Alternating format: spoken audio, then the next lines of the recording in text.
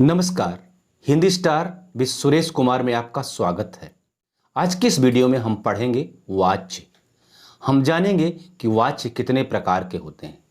हम बताएंगे कि कर्तृवाच्य को कर्मवाच्य में कैसे बदला जाए, कर्तृवाच्य को भाववाच्य में कैसे बदला जाए, कर्मवाच्य से कर्तृवाच्य में कैसे बदला जाए। ये वाच्य का जो चैप्टर है बड़ा ही कंफ्यूजिंग है, बहुत कंफ्यूज करता है। मैं भी कभी कंफ्यूज हुआ करता था। इसी समस्या को ध्यान में रखते हुए मैं आपके लिए वीडियो लेके आ रहा हूं और इस वीडियो को देखने के बाद मैं दावे के साथ कह सकता हूं कि आपको कहीं और से कुछ भी पढ़ने की आवश्यकता नहीं रहेगी। इस वीडियो में मैं आपको वाच्य के सारे भेद, वाच्य के उदाहरण, कैसे कर्तृवाच्य को कर्मवाच्य में बदलेंगे, कर्मवाच्य को भाववाच्य में बदलेंगे, सब बताऊंगा और हर तरह का उदाहरण बताऊंगा। इसमें आपको कॉन्सेप्ट भी मिलेगा और ट्रिक भी मिलेगी। मैं गारंटी के साथ कह सकता हूं कि अगर वीडियो आप शुरू से अंत तक देख लेंगे तो आपको वाच्य और कहीं से पढ़ने की आवश्यकता नहीं रह जाएगी, क्योंकि मैंने इस वीडियो को बहुत मेहनत से, बहुत ध्यान में रख करके बनाया है। ये मेरा जो वीडियो है, जो इसके कॉन्सेप्ट हैं वो एनसीईआरटी बेस्ड हैं। एनसीईआरटी की किताबों को आधार बना करके मैंने इसे बनाया है और अधिकतर प्रश्न यहाँ से आते हैं। इस पूरे वीडियो को देखने के बाद आप जब बहुत सारे उदाहरणों की प्रैक्टिस करेंगे अपनी बुक से, मैं दावे के साथ कह सकता हूँ कि आप कहीं फंसेंगे नहीं। और अगर कहीं फंसिएगा तो कमेंट जरूर कीजिएगा। मैं हर कमेंट का जवाब देता हूँ और उस कमेंट का भी जवाब दूंगा। और वीडियो अच्छा लगे तो लाइक कर दीजिएगा, चैनल पर नए आए हों तो सब्सक्राइब कर दीजिएगा, पुराने हों तो शेयर कर दीजिएगा। तो आइए बिना देर किए हम पढ़ना प्रारंभ करते हैं। सबसे पहले देखते हैं वाच्य कहते किसे। तो परिभाषा ध्यान से देखिएगा। परिभाषा से ही मैं आपकी सारी समस्याओं का समाधान बताऊंगा। कैसे कॉन्सेप्ट से आपका काम हो रहा है, कॉन्सेप्ट से उदाहरण कैसे कोरिलेट करूंगा मैं, वो सब आपको यहाँ मिलेगा। तो परिभाषा क्या है? क्रिया के जिस रूप से पता चले कि वाक्य में क्रिया द्वारा कही गई बात का विषय कर्ता है, कर्म है या भाव है, उसे वाच्य कहते हैं। क्या परिभाषा हुई? क्रिया के जिस रूप से यह पता चले कि वाक्य में क्रिया द्वारा कही गई बात का विषय कर्ता है, कर्म है या भाव है, उसे वाच्य कहते हैं। अब इस परिभाषा से क्या स्पष्ट हो रहा है? परिभाषा से यह स्पष्ट हो रहा है कि वाच्य 3 प्रकार का होता है। मतलब ये कि अगर क्रिया द्वारा कही गई बात का विषय कर्ता है तो कर्तृवाच्य हो जाएगा। अगर क्रिया द्वारा कही गई बात का विषय कर्म है तो कर्मवाच्य हो जाएगा। और अगर क्रिया द्वारा कही गई बात का विषय भाव है तो भाववाच्य हो जाएगा। तो आप समझ गए, परिभाषा से यह स्पष्ट हो गया कि क्रिया के आधार पर ही, क्रिया द्वारा कही गई बात के आधार पर ही वाच्य कितने प्रकार का हो गया? 3 प्रकार का। अब यहां पर आपके मन में 3 प्रश्न आ रहे होंगे कि क्रिया किसे कहते हैं। तो क्रिया की परिभाषा क्या है? जिस शब्द से हमें किसी कार्य के करने या होने का बोध हो उसे क्रिया कहते हैं। अगर आप डिटेल में क्रिया को समझना चाहते हैं, जानना चाहते हैं, तो हमारा क्रिया का वीडियो देख लीजिएगा, लिंक डिस्क्रिप्शन में मिल जाएगा और प्लेलिस्ट में भी जाकर आप वीडियो देख सकते हैं। दूसरा प्रश्न ये आ रहा होगा कि कर्ता किसे कहते हैं। तो कर्ता की पहचान ये है कि क्रिया से आप कौन या किसने का प्रश्न पूछें, जो जवाब में आएगा वो कर्ता हो जाता है। फिर एक तीसरा प्रश्न आएगा कि कर्म किसे कहते हैं। तो फिर उसी क्रिया के पास आप जाइए और क्रिया से क्या अथवा किसको का प्रश्न पूछिए, जवाब में जो आएगा कर्म हो जाएगा। ये सब बात मैंने अपने पहले वीडियो में बता दिया है। आइए अब हम सबसे पहले देखते हैं कर्तृवाच्य। कर्तृवाच्य किसे कहते हैं? तो कर्तृवाच्य में क्या होता है? कर्ता के बाद ने विभक्ति होती है, ने पर सर्व होता है, या फिर कोई विभक्ति नहीं होती है। और जो कर्तृवाच्य है उसमें क्रिया का लिंग और वचन कर्ता के अनुसार होता है। क्रिया सकर्मक भी हो सकती है और अकर्मक, दोनों हो सकती है। जैसे मोहन पुस्तक पढ़ता है, तो यहां पर क्या हुआ? क्रिया कौन सी है? पढ़ना। क्योंकि परिभाषा के अनुसार क्या है? जिस शब्द से किसी काम के करने या होने का बोध हो, क्रिया है। तो पढ़ना क्या हो गई? क्रिया। पढ़ना से हमने प्रश्न पूछा कौन पढ़ता है, उत्तर आया मोहन। तो कर्ता कौन हो गया? मोहन। कर्ता मालूम चल गया। किसको पढ़ता है? पुस्तक को पढ़ता है। क्या पढ़ता है? पुस्तक पढ़ता है। तो पुस्तक क्या हो गई? कर्म। और इस तरह से क्रिया क्या हो गई? सकर्मक। अब मैं कह रहा हूं कि कर्तृवाच्य है, तो कर्तृवाच्य कैसे है? कर्ता प्लस ने अथवा शून्य। शून्य का मतलब जहां विभक्ति ना हो, विभक्ति रहित वाक्य। तो यहां क्या है? मोहन पुस्तक पढ़ता है। तो यहां पर विभक्ति क्या है? शून्य है, अर्थात ने नहीं है। दरअसल क्या है, इसको हम ऐसे भी कह सकते हैं, मोहन ने पुस्तक पढ़ता है, लेकिन ने विभक्ति लगाने से वाक्य का प्रवाह अवरुद्ध होगा और कोई मतलब नहीं, मीनिंगलेस हो जाएगा। इसलिए मोहन पुस्तक पढ़ता है। ने यहां पर छुपा हुआ विभक्ति है, बिना कहे अंडरस्टूड है। तो मोहन पुस्तक पढ़ता है, इसमें मोहन क्या हो गया? कर्ता, पुस्तक क्या हो गया? कर्म, पढ़ना क्या हो गया? क्रिया। ये सब मैंने आपको बता दिया। अब क्रिया कैसी है? सकर्मक। अब यहां मैं कह रहा हूं कि क्रिया जो है, क्रिया का जो लिंग वचन कर्ता के अनुसार होगा। जैसे क्या है? मोहन पुस्तक पढ़ता है, तो यहां क्या है? मोहन पुल्लिंग है, इसलिए क्रिया क्या हो गई? पढ़ता है। अगर यहां मैं ये बोल दूं कि राधा पुस्तक पढ़, तो पढ़ना के बजाय पढ़ती हो जाएगी। मोहन पुस्तक पढ़ता है लेकिन राधा पुस्तक पढ़ती है, मतलब क्रिया कैसी हो गई? कर्ता के अनुसार। जब कर्ता मोहन था तो क्रिया थी पढ़ता, जब कर्ता राधा हो गई तो क्रिया हो गई पढ़ती। दूसरा, वचन कर्ता के अनुसार होगा। मोहन क्या? एक वचन। मोहन पुस्तक पढ़ता है या राधा पुस्तक पढ़ती है, तो ये एक वचन हो गया। लेकिन जब हम कहेंगे बच्चे पुस्तक पढ़ते हैं, तो पढ़ता से पढ़ते हो गए, बहुवचन हो गया। मतलब जैसे कर्ता होगा वैसे ही क्रिया होगी। ये क्या होता है? कर्तृवाच्य। सकर्मक तो मैंने आपको बता ही दिया, मोहन पुस्तक पढ़ता है, पुस्तक कर्म है। अब अगर हम कहते हैं मोहन पढ़ता है, तो यही पढ़ना क्रिया क्या हो गई? अकर्मक हो गई। राधा पढ़ती है, अकर्मक हो गई। तो अब आप कृतवाच्य समझ गए होंगे। कृतवाच्य के कुछ और उदाहरणों को हम देख लेते हैं। जैसे रमेश खेल रहा है, इसमें खेलना क्या है? अकर्मक क्रिया है। अगर हम क्रिया खेलना से पूछते हैं कौन खेल रहा है, जवाब आएगा रमेश, तो रमेश कर्ता हो गया। खेल रहा है, क्या खेल रहा है? कुछ नहीं पता। किसको खेल रहा है? कुछ नहीं पता। तो इसलिए क्या है? ये अकर्मक क्रिया का उदाहरण हो गया। तो मैंने आपको बताया कि कृतवाच्य क्या होगा? अकर्मक भी होगा, सकर्मक भी होगा। क्रिया जो है कर्ता के अनुसार रहेगी। जो क्रिया का लिंग होगा, वचन होगा, वो कर्ता के अनुसार होगा। जैसे क्या है? रमेश पुल्लिंग है, तो यहां क्रिया खेल रहा हो गई। अब देखिए, बच्चे पढ़ रहे हैं, दूसरा उदाहरण है। तो बच्चे पढ़ रहे हैं, बच्चे बहुवचन हो गया, तो क्रिया भी बहुवचन की हो गई। ठीक। अब रेशमा गाना गा रही है, रेशमा गाना गा रही है, तो क्या हो गया? रेशमा स्त्रीलिंग है, इसलिए क्रिया क्या हो गई? गा रही है। मैंने बताया आपको परिभाषा में कि क्रिया के जिस रूप से पता चलता है कि क्रिया कर्ता के अनुसार है, कर्म के अनुसार है या भाव के अनुसार है, उसी आधार पर वाच्य बनते हैं। तो यहां क्रिया किस अनुसार है? कर्ता के अनुसार। रेशमा क्या है? स्त्रीलिंग है, इसलिए गा रही हो गई। ये क्या हो गया? कृतवाच्य, कर्ता की प्रधानता है। रेशमा गाना गा रही। फिर वह पुस्तक पढ़ते हैं, यहां कौन पढ़ता है? वह पढ़ते हैं। वह क्या है? बहुवचन है। क्या पढ़ते हैं? पुस्तक पढ़ते हैं। सकर्मक हो गई। वह बहुवचन, फिर क्या हो गया? पढ़ते हैं। तो पढ़ते किसके अनुसार हुआ? वह के अनुसार हुआ। वह बहुवचन, इसलिए क्रिया बहुवचन की हो गई। तो मतलब क्या है? क्रिया यहां जो है कर्ता के अनुसार है, इसलिए कृतवाच्य है। राधा फूल तोड़ेगी, तोड़ेगी क्रिया है। कौन तोड़ेगी? राधा। राधा क्या है? स्त्रीलिंग है, इसलिए तोड़ेगी। तो क्रिया किसके अनुसार हुई? कर्ता के अनुसार, इसलिए क्या हुआ? कृतवाच्य। अब अगर होता है कि मोहन, तो क्या जाता है कि मोहन फूल तोड़ेगा, तुरंत तोड़ेगी से तोड़ेगा हो गया। बस समझ रहे हैं ना आप? राधा के अनुसार होगा तो फूल तोड़ेगी, जब मोहन कह दिया तो फूल तोड़ेगा। मतलब क्या हुआ कि क्रिया कर्ता के अनुसार बदल रही है, इसलिए क्या है? कृतवाच्य। अब अगर कह दें कि लड़कियां फूल तोड़ेंगी, तो लड़कियां बहुवचन हो गया और तोड़ेंगी भी क्रिया बहुवचन की हो गई। तो ऐसे बदलता रहेगा। वह फूल तोड़ेंगे, देखो अगला उदाहरण है, वह फूल तोड़ेंगे, वैसे ही हो गया। वह क्या हो गया? कर्ता हो गया और तोड़ेंगे उसकी क्रिया हो गई। लता ने गाना गाया, अब यहां पर कर्ता कौन है? लता। ने क्या हो गई? विभक्ति। यहाँ शून्य विभक्ति नहीं है।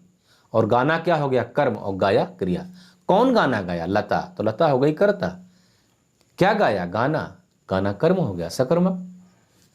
शिखा फुटबॉल खेलती है। शिखा क्या हो गई? कर्ता। क्या खेलती है? फुटबॉल। तो सकर्मक क्रिया हुई। अगर होता कि राजेश, तो राजेश फुटबॉल खेलता है हो जाता। मतलब कहने का मेरे ये है कि यहाँ क्रिया कर्ता के अनुसार बदल रही है। जब आपको मैं कर्मवाच्य पढ़ाऊंगा तो वहाँ आपको और स्पष्ट हो जाएगा ये बात और स्पष्ट हो जाएगी। तो बालिका पत्र लिखती है। अब क्या है? बालिका क्या है? स्त्रीलिंग है। पत्र कर्म हो गया। क्या लिखती है? पत्र लिखती है। क्या के जवाब में आ गया? पत्र। तो कर्म हो गया। बालिका कौन है? कर्ता हो गई। तो बालिका पत्र लिखती है। क्रिया किसके अनुसार है? बालिका के अनुसार है। बालिका क्या है? कर्ता है, इसलिए कृतवाच्य। आशा दूध पी रही है। क्या पी रही है? दूध। तो सकर्मक क्रिया हुई। कौन पी रहा है? आशा। आशा कौन है? लड़की। आशा लड़की, इसलिए क्रिया क्या हो गई? पी रही। क्रिया किसके अनुसार हुई? कर्ता के अनुसार, इसलिए कृतवाच्य। अगर होता कि रमेश, तो क्या आता? रमेश दूध पी रहा है। ये अंतर आप समझिए। ये सब क्या है? कृतवाच्य है, सीधे कर्ता पे असर पड़ रहा है। अब आइए हम कर्मवाच्य को देखते हैं। कर्मवाच्य में क्या होता है? लिंग और वचन कर्म के अनुसार, मतलब क्रिया का लिंग और वचन कर्म के अनुसार बदले तो वहां कौन सा हो जाता है? कर्मवाच्य हो जाता है। और क्या होगा? कर्ता के बाद विभक्ति क्या आएगी? के द्वारा, या फिर कोई निर्जीव कर्ता आता है।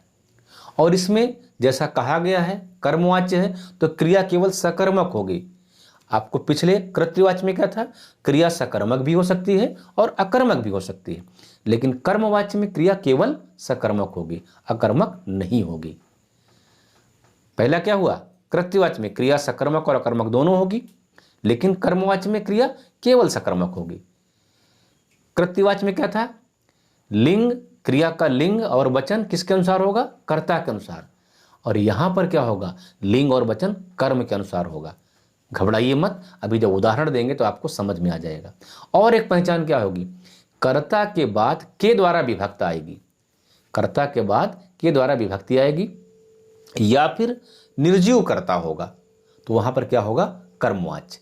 चलिए, परिभाषा से कम समझ में आता है, हम उदाहरण से ही देख लेते हैं। जैसे इसमें क्या उदाहरण है? कृतवाच्य में हमने उदाहरण क्या दिया? रेशमा गाना गा रही है। तो क्या हो जाएगा? यहां रेशमा के द्वारा गाना गाया जा रहा है। विभक्ति आ गई के द्वारा। किसके द्वारा गाया जा रहा है? रेशमा के द्वारा। गाना गाया जा रहा है। पहले वाले में क्या था? गा रही है। क्योंकि वो क्रिया किसके अनुसार है? रेशमा के अनुसार है। यहां पर क्या है? गाना के अनुसार क्रिया हो गई। गाना क्या है? कर्म। फिर वह पुस्तक पढ़ते हैं, यह है कृतवाच्य। इसका कर्मवाच्य क्या होगा? उनके द्वारा पुस्तक पढ़ी जाती है। वह था तो क्रिया क्या थी? पढ़ते। वह था बहुवचन तो क्रिया भी बहुवचन। उनके द्वारा पुस्तक पढ़ी जाती है।